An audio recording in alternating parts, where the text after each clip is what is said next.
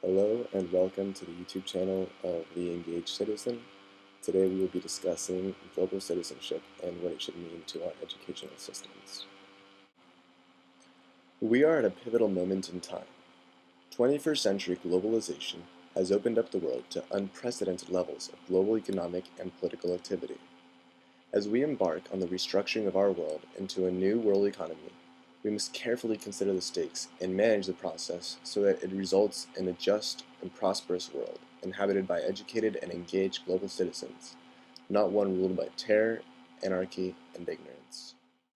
Our times are characterized by the growing integration of the world economy, the competition for energy and water, demographic changes, climate instability, and excess political conflict across national divides. We need global governance and strong transnational institutions that make such governance possible. To make such governance possible, we need, in addition to global institutions, global citizenship.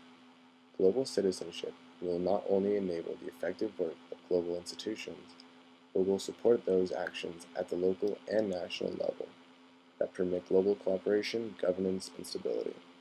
For these reasons, as the distinction between the local and the global increasingly fades, the development of global citizenship skills should be an important goal of societies. The future of the world will be determined by the outcome of two very important races. The first is a race between knowledge and destruction. Ignorance is the largest obstacle in the way of global progress, peace, and justice. Advances in science and technology far outpace the answers to the social and political problems they generate. Acquiring the knowledge to confront these problems should be our overarching goal. We must learn to properly see the world as a whole, as well as its individual parts, without projecting our self-images onto others. As Albert Einstein once said, the splitting of the atom has changed everything save our modes of thinking, and thus we drift towards unparalleled catastrophe.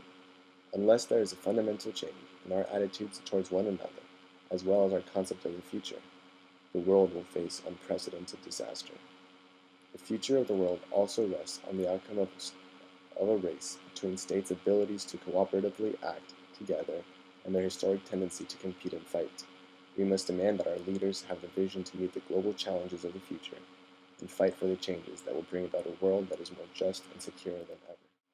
As we build the bridges that lead us on to the next stage of globalization, we must reflect on the values that will pave the foundation for a modern world concerned with the actualization of human goals. Rather than simple economic or financial power, shared values are ultimately the most valid building blocks of an ethical and livable world.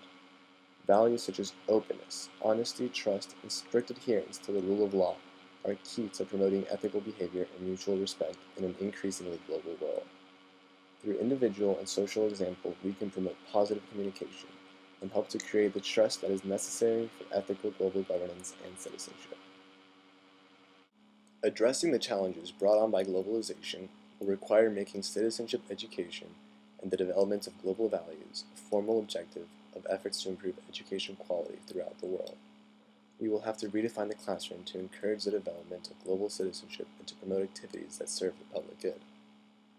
These initiatives should support the development of a political culture that fosters the rule of national and international law and respect of human rights. It should support free trade and peaceful international diplomacy as the preferred means to solve international disputes.